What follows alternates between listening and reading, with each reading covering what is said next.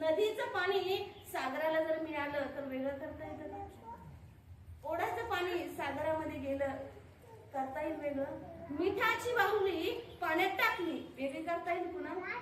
तसा विचार करा श्रोते हो, तुम्ही आणि मी आणि भगवंत हे एकच आहोत, आम्ही वेगळे नाही. देव वेगळा आणि मी वेगळं हे समजतो, अशी गाठ मारली आपण.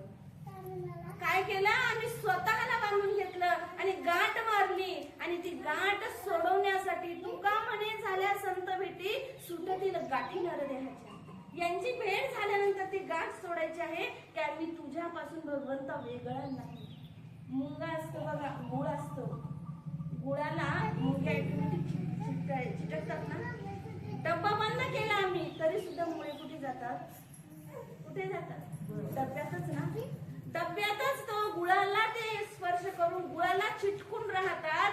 त्याचप्रमाणे श्रोते हो, असं चिटका असं चिटका असं चिटका की नरेंद्र नाम तुमचं जीवनामध्ये इतकं सुख देईल, इतकं सुख देईल. तुम्ही म्हणाल ताई आज वर्षाने माझा प्रपंच कसा बहरलाय बघा. पण आमचं होतंय काय? आम्ही काय करतोय? झाडाला पानं आहे, झाडाला फुलं आहे, झाडाला फांद्या आहेत ना. मग आम्ही फांद्याला पाणी टाकायला लागलो, आम्ही फुलाला पाणी टाकायला लागलो, आम्ही पानाला पाणी टाकायला लागलो. झाड जर प्रफुल्लित करायचं पाणी कशाला टाकावं लागेल? मुळाशी ना. आम्हाला मुळाशी झाडाच्या पाणी टाकायचं, पण आम्ही दुसरीकडेच पाणी टाकलं तर झाड आमचं गेलं वाळून. त्याचप्रमाणे आम्हाला काय करायचं आहे?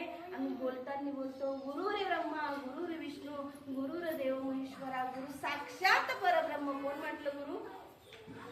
कोण आहे? परब्रह्म.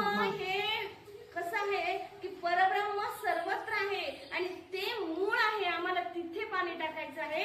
आकाशात पती